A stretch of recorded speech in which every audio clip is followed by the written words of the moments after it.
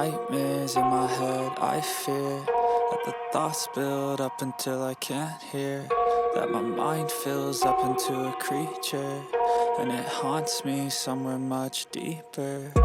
Anxiety, filling up every space, no privacy, and silently, it could build and build until you... Salam sejahtera Malaysia, selamat pagi tuan-tuan dan puan-puan yang dihormati sekalian. Berita terkini daripada astroawani.com. PM dan 2 TPM sahkan. Cubaan tebuk atap tidak akan berjaya. 10 Disember 2023, astroawani.com. Pertama kali, 3 pemimpin utama negara menegaskan cubaan untuk tebuk atap tidak akan berlaku kerana kerjasama 18 parti dalam kerajaan sangat kukuh. Berita penuh. Kuala Lumpur. Pembentukan kerajaan perpaduan dilihat berhasil dan mampu mengelak daripada sebarang cubaan tebuk atap selepas setahun pentadbiran, kata Datuk Seri Anwar Ibrahim. Perdana Menteri juga mendedahkan tiada sekalipun pertelegahan akibat perbezaan parti dalam kerajaan persekutuan, walaupun pentadbiran diketuainya dibentuk dengan gabungan 18 parti politik. Hubungan kerjasama sangat baik. Dalam jemaah menteri belum ada sekalipun pertelegahan atas perbezaan parti. Percubaan ini nampaknya berhasil. Percubaan tebuk atap ada yang kata Ogos, tapi saya fikir kita ada kekuatan. Saya berterus terang, tidak timbul masalah.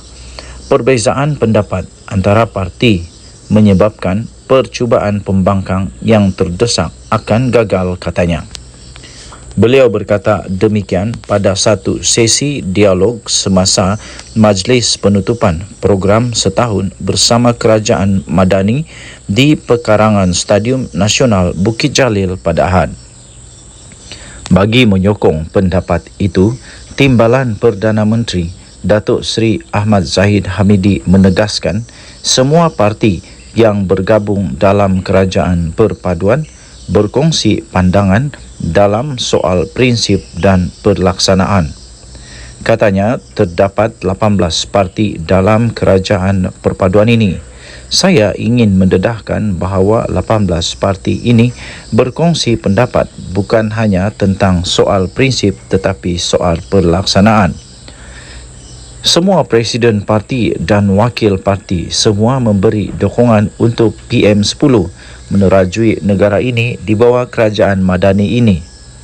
Malah di setiap mesyuarat, sekretariat telah memberi laporan bahawa jika ada perbezaan pendapat di akar umbi, ia bukan pendirian parti tetapi pendirian individu, katanya. Sementara Datuk Seri Fadila Yusuf pula menegaskan bahawa semua pihak sewajarnya memberi fokus kepada kestabilan kerajaan demi kesejahteraan rakyat. Katanya, saya mahu menambah, mengesahkan dan mengulangi apa yang patut menjadi fokus kita semua adalah apa yang dihasrat oleh Seri Paduka Baginda Yang di-Pertuan Agong untuk mewujudkan kerajaan perpaduan. Tambahnya, kalau pendapat ini ada, saya ulang semula, kalau perpaduan ini ada, kestabilan politik ini ada, barulah kerajaan dapat fokuskan untuk mentadbir urus negara ini yang matlamatnya mengukuhkan kekuatan ekonomi demi kesejahteraan rakyat, katanya. Sementara itu, Perdana Menteri berkata, kejayaan pentadbiran kerajaan perpaduan disumbangkan oleh pembentukan pasukan kabinet yang mantap serta komitmen kepimpinan secara keseluruhannya. Katanya, pandangan masyarakat bahawa beliau berseorangan mengemudi jabatan kerajaan adalah persepsi semata-mata. Sedangkan ada beberapa kejayaan dibuat kementerian tidak membabitkan dirinya secara langsung. Denyut nadi suara rakyat bergema di channel ini. Jangan lupa tekan butang subscribe, like dan share. Malaysia kita punya, cintai Malaysiaku, kita jaga kita. Bye-bye.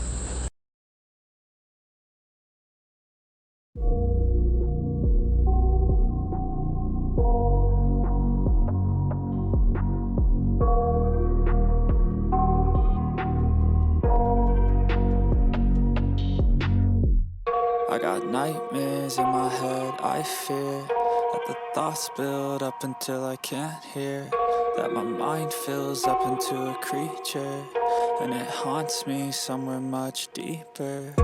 Anxiety, filling up every space, no privacy. And silently, it could build and build until you... Salam sejahtera Malaysia, denyut nadi suara rakyat bergema di channel ini. Berita terkini daripada biharian.com.my 10 Disember 2023. Saya akan buru semua orang yang korup, kata Sultan Ibrahim. Berita penuh, Johor Bahru. Menghentikan amalan rasuah menjadi antara tumpuan Sultan Johor, Sultan Ibrahim Iskandar, apabila baginda memikul tugas sebagai Yang di-Pertuan Agong ke-17 tahun depan. Selain itu, titah Sultan Ibrahim memastikan tiada perpecahan di negara ini juga akan menjadi cabaran terbesar baginda. Bagi baginda, kerajaan yang stabil haruslah konsisten dengan dasar mampan yang diperlukan untuk memperbaiki ekonomi negara, dan punca utama ketidakstabilan politik negara dicetuskan perengus atau golongan tertentu yang telah kalah dalam pilihan raya. Baginda bertitah ramai menyumbang ratusan juta sebelum pilihan raya. Bagaimana anda membayar mereka kembali? Adakah dengan memberi mereka projek mega? Itu tidak akan berlaku apabila saya menjadi Yang di-Pertuan Agong. Sayang sekali, siapa yang meminta anda memberi sumbangan politik? Daripada moyang saya, kami adalah pemburu yang hebat. Saya akan pastikan apabila saya pergi memburu, saya membawa balik hasil yang bagus. Tetapi apabila saya di Kuala Lumpur nanti, ia adalah hutan konkret. Jadi apa yang saya buru? Saya akan memburu semua orang yang korup. Saya akan pastikan saya membawa hasil buru orang korup. Titah baginda dalam temu bual eksklusif bersama The Straits Times Singapura. Sultan Ibrahim turut mencadangkan supaya Suruhanjaya Pencegahan Rasuah Malaysia SPRM melaporkan terus kepada Yang di-Pertuan Agong, bukannya kepada Parlimen seperti sekarang. Baginda bertitah jika SPRM datang kepada Agong, bermakna anda tidak berada di bawah pengaruh mana-mana pihak eksklusif. Petronas pun tidak sepatutnya berada di bawah Parlimen. Lapor terus kepada saya, titah baginda. Sultan Ibrahim turut mencadangkan supaya perlantikan kehakiman mesti diasingkan daripada badan eksekutif bagi memastikan badan kehakiman negara benar-benar bebas. Baginda bertitah hakim dilantik oleh Raja atas nasihat Perdana Menteri selepas panel pelantikan mengesyorkan calon berkenaan. Kami raja-raja hanya mendapat senarai itu dari pejabat Perdana Menteri semasa Majlis Raja-Raja bersidang. Mengapa anda tidak menyenaraikan nama-nama calon yang layak kepada kami sebelum anda melantik? Kami raja-raja bukan rubber stamp, titah baginda. Pada 27 Oktober lalu, Sultan Johor, Sultan Ibrahim Sultan Iskandar dilantik sebagai Yang di-Pertuan Agong ke-17. Penyimpan mohor besar Raja-Raja Tan Sri Syed Daniel Syed Ahmad dilaporkan berkata pelantikan baginda selama 5 tahun itu berkuat kuasa 31 Januari 2024. Majlis Raja-Raja juga bersetuju mengisytiharkan Sultan Perak, Sultan Nazrin Muizzuddin Shah sebagai timbalan Yang di-Pertuan Agong selama 5 tahun mulai dari tarikh yang sama. Sultan Ibrahim menggantikan Al-Sultan Abdullah Riayatuddin Al-Mustafa Billah Shah dari Pahang yang berkhidmat sebagai Yang di-Pertuan Agong ke-16. Baginda menaiki takhta sebagai Yang di-Pertuan Agong selama 5 tahun bermula 31 Januari 2019. Denyut nadi Suara Rakyat bergema di channel ini. Jangan lupa tekan butang subscribe, like dan share. Malaysia kita punya. Cintai Malaysiaku, kita jaga kita. Kita jumpa lagi. Selamat pagi Malaysia. Bye-bye.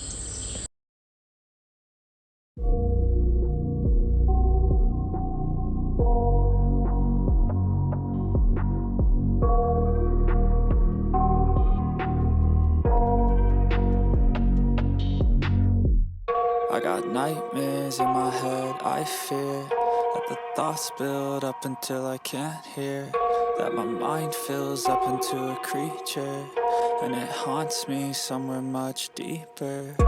Anxiety, filling up every space, no privacy. And silently, it could build and build until you Salam sejahtera Malaysia. Denyut nadi Suara Rakyat bergema di channel ini. Ertinya selagi Zahid Hamidi ada, usah mimpilah pas nak bekerja sama semula dengan UMNO.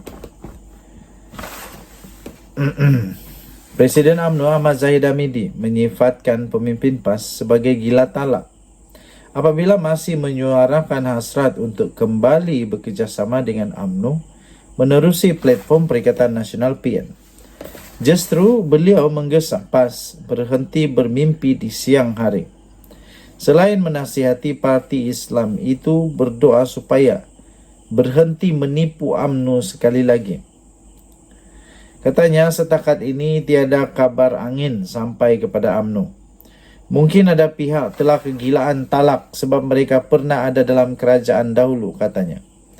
Alangkah sakitnya apabila ada jumlah kerusi yang banyak tapi berada di pihak pembangkang. Waduh, sakitnya. Aduh, inilah kenyataan yang paling sakit di hati. Betul juga. Patutlah meroyan. Siapa yang tak meroyan, siapa yang tak marah kan? Patutlah PAS marah betul. Sebab rupa-rupanya sakit hati dengan jumlah kerusi yang paling banyak sebenarnya tapi berada di pihak pembangkang. Aduh, kesian. Jadi saya harap mereka terus berdoa untuk tidak melakukan kekencingan, menipu sekali lagi kepada UMNO, menyebabkan UMNO tidak langsung membuka jalan itu.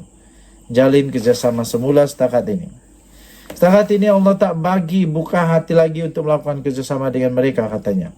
Kami minta mimpi siang mereka itu dapat dinoktahkan, kata Zahid Hamidi. Zahid Hamidi yang juga adalah Timbalan Perdana Menteri memberi penegasan demikian ketika mengulas kenyataan Timbalan Presiden PAS Tuan Ibrahim Tuan Man yang tidak menolak kemungkinan partinya bekerja sama semula dengan UMNO di sebalik sejarah pahit kedua-dua parti itu sebelum ini. Artinya berdasarkan kenyataan Zahid Hamidi itu, berdasarkan kenyataan daripada Ahmad Zahid Hamidi itu, UMNO tidak akan dan tidak mungkin membuka ruang untuk bekerjasama semula dengan PAS. Setidak-tidaknya selagi beliau masih memimpin Parti Melayu itu. Hanya jika berlaku pertukaran kepimpinan UMNO, barulah barangkali ada kemungkinan perkara itu boleh berlaku. Tetapi, siapa yang boleh kalahkan Zahid Hamidi daripada menerajui UMNO? Dengan itu, usahlah ada pemimpin bermimpi lagi. Dan kalau boleh, elakkan juga tidur di siang hari, agar tidak terus bermimpi perkara-perkara yang jauh daripada realiti. Jadi, orang-orang PAS, Hadi Awang, Tuan Ibrahim, sudahlah, berhentilah daripada bermimpi. Tidak akan jadi kenyataan. Tipu saja. Kalau kata, boleh Anwar boleh tumbang dalam masa terdekat, itu tipu saja. Tidak akan. Susah. Mungkin ya boleh tumbang tapi bukan masa terdekat inilah. Bukan. Ya, bukan. Kerana UMNO pun sudah mengeluarkan kenyataan bahawa mereka bersetuju supaya semua MP dan semua ADUN tetap memberikan sokongan, tak berbelah bagi kepada Anwar Ibrahim. Jadi apa yang pelik lagi? Makin meroyan, makin keluar. Makin meroyan, makin ada keluar daripada Perikatan Nasional untuk sokong Anwar Ibrahim. Apapun alasan yang kamu beri, alasan itu hanya alasan semata-mata. Sebab yang penting adalah tindakan menyokong Anwar itu mendapat manfaat kepada rakyat. Itu paling penting. Denyut nadi suara rakyat bergema di channel ini, Bapak. Salam sejahtera Malaysia. Denyut nadi suara rakyat bergema di channel ini. Hari ini, 9 hari bulan Disember 2023, masih tidak ada pengganti Salahuddin, petanda ada rambakan kabinet. 15 November 2023, Malaysia Gazette. Allahyarham Datuk Seri Salahuddin Ayub, bekas Menteri Perdagangan Dalam Negeri dan Kos Sara Hidup KPDN, meninggal dunia pada 29 Julai yang lalu. Kerusi beliau bagi Parlimen dan Dewan Undangan Negeri telah pun diisi melalui pilihan raya kecil yang telah diadakan pada 9 September yang lalu. Bagaimanapun, jawatan untuk menteri yang ditinggalkan oleh Allahyarham di KPDN telah kosong hampir 4 bulan. Perdana Menteri Datuk Seri Anwar Ibrahim telah mengumumkan pemangku jawatan tersebut iaitu Menteri di Jabatan Perdana Menteri, Hal Ehwal Sabah Sarawak dan tugas-tugas khas, iaitu Datuk Armizan Muhammad Ali pada 30 Julai yang lalu. Pada tarikh tersebut, Anwar turut mengumumkan pengganti Salahuddin akan dibuat selepas pilihan raya diadakan di 6 negeri dan ia telah diadakan pada 12 Ogos yang lalu. Kini telah lebih 2 bulan telah berlalu sejak PRN diadakan. Namun pengganti bagi jawatan menteri dan kementerian yang penting kepada rakyat itu masih belum diumumkan. Okey, jadi ini pada berapa hari bulan ini? Ini 15 November. Sekarang sudah Disember, jadi sudah lebih 2 bulan jugalah, belum sampai 3 bulan. Perdana Menteri dalam sidang media Perdana Menteri dalam sidang Dewan Rakyat, bukan sidang media. Perdana Menteri dalam sidang Dewan Rakyat pada 18 Oktober yang lalu dengan hanya menjawab, "Tunggu bila ada calon," kata beliau. Apabila ditanya siapa yang akan mengisi kekosongan jawatan untuk Menteri KPDN. Semalam ahli parlimen sekali lagi menggesa supaya kekosongan jawatan tersebut dibuat dengan segera. Ini selepas mengambil kira pengurusan perbelanjaan peruntukan yang diterima oleh kementerian terbabit selain pelbagai isu kos sara hidup yang melibatkan rakyat. Katanya kementerian ini tak perlu menunggu masa terlalu lama. Sudah lebih 4 bulan bekas menteri penuhnya tidak dapat lagi diisi. Sampai bila kita nak menunggu ketika mana kita sedang menguruskan perbelanjaan 1.88 bilion untuk kementerian ini, kata beliau.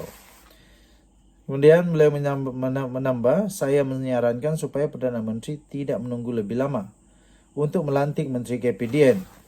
Jangan tunggu lama, kata ahli Parlimen Sikh Ahmad Tarmizi Sulaiman dari PN ketika sesi perbahasan belanjawan 2024 bagi kementerian itu di Dewan Rakyat. Bagaimanapun, bagi pemerhati politik Mujibu Abdur Muiz, terdapat 2 faktor mengapa Perdana Menteri masih belum melantik pengganti Salahuddin. Pertama, menurut fellow kursi institusi Raja-Raja Melayu Universiti Teknologi Mara UiTM itu, terdapat kemungkinan Anwar mahu membuat rombakan kabinet yang tidak hanya melibatkan jawatan tersebut saja. Mungkin kerana kalau jawatan menteri itu diisi sekarang, memandangkan ada pertimbangan rombakan kabinet, kalau nak isi sekarang akan ada rombakan lain. Baik sekali jalan semua, katanya. Faktor kedua yang dilihat pemangku menteri iaitu Armizan menjalankan tanggungjawab dengan baik. Walaupun tak nampak perubahan sangat, tapi dia tidak menimbulkan apa-apa isu panas, katanya. Menu Rahmah masih berjalan, tidak ada harga barang yang begitu menekan. Walaupun saya rasa jawatan ini perlu diisi dengan segera, katanya kepada Malaysia Gazette. Beliau turut menolak andaian bahawa Perdana Menteri menunggu Parti Amanah melantik timbalan Presiden yang baru, iaitu jawatan yang dipegang oleh Salahuddin sebelum ini. Mujibu berkata terdapat beberapa ahli Parlimen Amanah yang layak untuk menggantikan Salahuddin sebagai Menteri KPDN tanpa perlu menjadi timbalan Presiden. Ini antaranya adalah bekas Ketua Menteri Melaka yang juga ahli Parlimen Alor Gajah, Adli Zahari yang kini menjawat jawatan timbalan Menteri Pertahanan. Turut dilihat berkebolehan adalah ahli Parlimen Kuala Selangor, Datuk Seri Dr. Zulkifli Ahmad yang merupakan bekas Menteri Kesihatan. Malah, ahli Parlimen Pulai, Suhaizan Kayat, yang mengisi kekosongan kerusi yang ditinggalkan Salahuddin di kawasan itu juga boleh dilantik ke jawatan tersebut. Beliau menegaskan Perdana Menteri mempunyai hak dan keistimewaan sepenuhnya untuk melantik siapapun sebagai anggota Kabinet. Apa yang penting jelasnya Kabinet masih berfungsi seperti yang berlaku dalam pentadbiran sebelum ini, di mana jawatan timbalan Perdana Menteri dibiarkan kosong, sebaliknya diwujudkan beberapa jawatan Menteri Kanan. Untuk rekod, Amanah akan melaksanakan pemilihan jawatan kuasa nasional Amanah bagi penggal 2023-2026 termasuk jawatan timbalan Presiden yang kosong berikutan kematian Salahuddin pada Disember lalu. Daripada Malaysia Gazette, dengan nadi suara rakyat bergema di channel ini, jangan lupa tekan butang subscribe, like dan share. Malaysia kita punya, cinta Malaysia, kita jaga kita. Bye-bye.